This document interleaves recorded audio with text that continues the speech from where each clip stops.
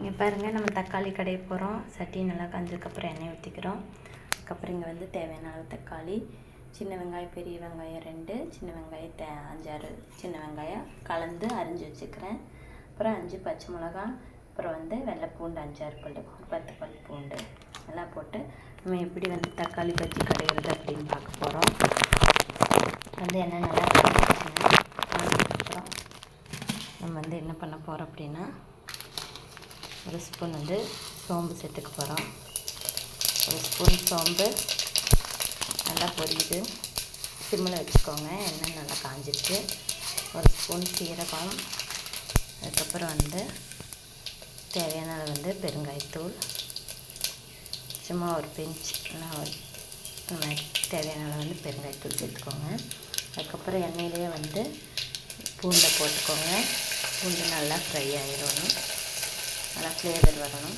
அதுக்கப்புறம் எண்ணெயிலே வந்து பச்சை மிளகா போட்டுக்கோங்க. பச்சை மிளகா நல்லா வெடிச்சிடுங்க, கொஞ்சம் தள்ளி நின்றுக்கோங்க, சிம்மில் வச்சுக்கோங்க. போட்டதுக்கப்புறம் ஒரு கொத்து கருவேப்பிலை சேர்த்துக்கோங்க. நான் வந்து அதை ஆப்ஷனல் விட்டுட்டேங்க. நல்லா கொஞ்சம் நேரம் வந்து பொரிஞ்சதுக்கப்புறம் வெங்காயம் சேர்த்துக்கோங்க.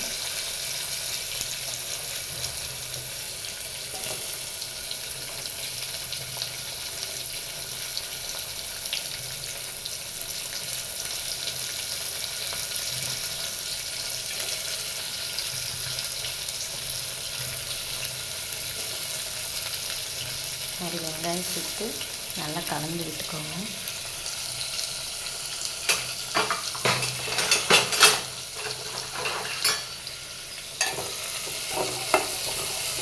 நல்லா கலந்து விட்டுக்கோங்க.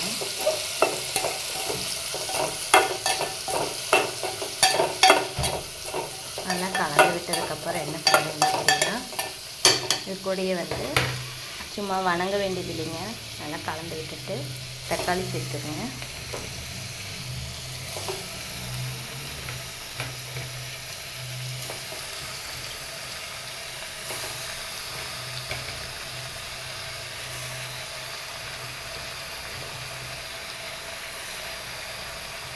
எந்த அளவுக்கு வேணுமோ அந்த அளவுக்கு வந்து இங்கே வந்து தக்காளி சேர்த்துக்கோங்க.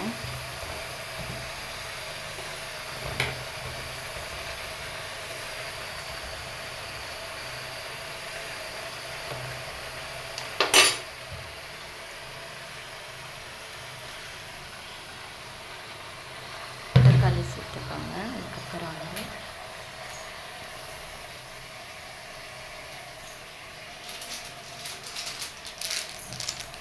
தேவையான அளவு மஞ்சத்தூள், அப்புறம் வந்து தேவையான அளவு வந்து தக்காளிக்கு தேவையான அளவு வந்து கல்லுப்பு. மஞ்சத்தூள் சேர்த்துட்டேங்க. கல்லுப்பு காரம் கம்மியாக இருக்குதுன்னு நினைக்கிறேங்க. சத்தி தனி மிளகாய் தூள் சேர்த்துக்கோங்க. காரம் ரொம்ப சூப்பராக சுருக்குன்னு காரமாக இருக்குது. பச்சை மிளகா காரம் வந்து கம்மியாக இருக்குதுன்னு நினைக்கிறேங்க. மிளகாத்தூள் கூட சேர்த்துக்கலாம். அது கூட வேண்டாம்னு நினைக்கிறீங்க, பச்சை மிளகா அவாய்ட் பண்ணிட்டு தனி மிளகாய் தூள் கூட சேர்த்துக்கலாம். தேவையான அளவு வந்து கல்லுப்பு சேர்த்திக்கிறேன். கல்லுப்பு சேர்த்துட்டு அதில் வந்து நான் வந்து 1 டம்ளர் தண்ணி ஊற்ற போகிறேங்க. பாருங்கள்,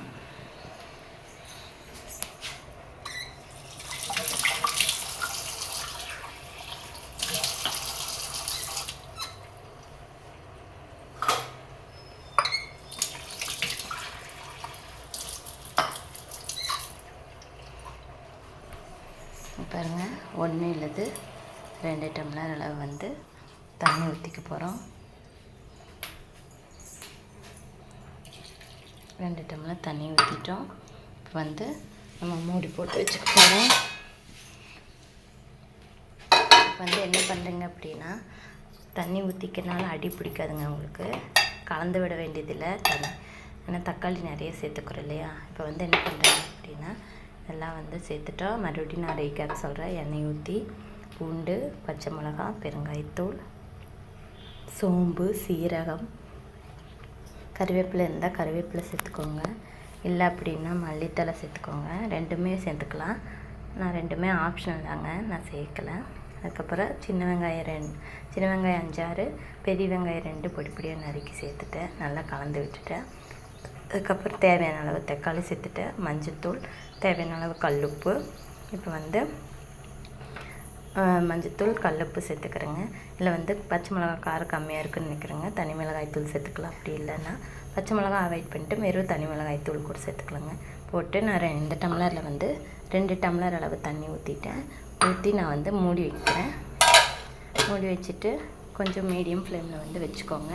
வச்சு நல்லா வெந்ததுக்கப்புறம் வந்து ஒரு கைப்பிடி தேங்காய் துருவல் சேர்த்து இந்த பருப்பு கடையிற மாதிரி வச்சு வந்து மீடியம் ஃப்ளேமில் வச்சு நல்லா 10 மினிட்ஸ் 15 மினிட்ஸ் நல்லா வேக வச்சுருங்க. நல்லா குழைய வெந்துடும். வெந்ததுக்கப்புறம் நீங்கள் என்ன பண்ணுறீங்கன்னா ஒரு கைப்பிடி தேங்காய் துருவல், அது ஆப்ஷனல் தாங்க, வேணும்னா சேர்த்துக்கலாம், இல்லைன்னா விட்டுடலாம். ஒரு கைப்பிடி தேங்காய் துருவல் சேர்த்து இந்த பருப்பு கடையிற மாதிரி வச்சு நல்லா கடைஞ்சிங்க அப்படின்னா தக்காளி பஜ்ஜி ரெடி. அதே மாதிரி இது இட்லி, தோசை, சாதத்துக்கு எல்லாத்துக்குமே வந்து ட்ரை பண்ணாங்க. இடியாப்பத்துக்கு கூட இந்த மாதிரி வச்சு சாப்பிட்லாம், சூப்பராக இருக்கும். ட்ரை பண்ணிட்டு எப்படி இருக்குன்னு சொல்லுங்கள்.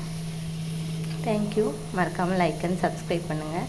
நீங்கள் என்னோடய வீடியோ பார்க்கும்போது என்னோடய ஐக்கான், அதாவது சிவபெருமான் ஐக்கான் வருங்க, அதை கிளிக் பண்ணிங்க அப்படின்னா என்னோடய வீடியோ ஃபுல்லாக உங்களுக்கு கலெக்ஷன் ஆஃப் வீடியோ இப்போ வரைக்கும் நான் போட்ட வீடியோ எல்லாமே அதில் இருக்குங்க. நாங்கள் அதை பார்த்துக்கலாம். மறக்காமல் லைக் அண்ட் சப்ஸ்கிரைப் பண்ணுங்கள். சப்ஸ்கிரைப் பண்ணாலும் என்னோடய வீடியோ உங்களுக்கு வந்து ரீச் ஆகும். டெய்லி போடுற வீடியோ உங்களுக்கு வந்து ரீச் ஆகும். குட்டீஸ்லேருந்து பெரியவங்க வரைக்கும் எல்லாத்துக்கும் நான் வந்து யூஸ்ஃபுல்லான வீடியோ தான் போடுறேன்.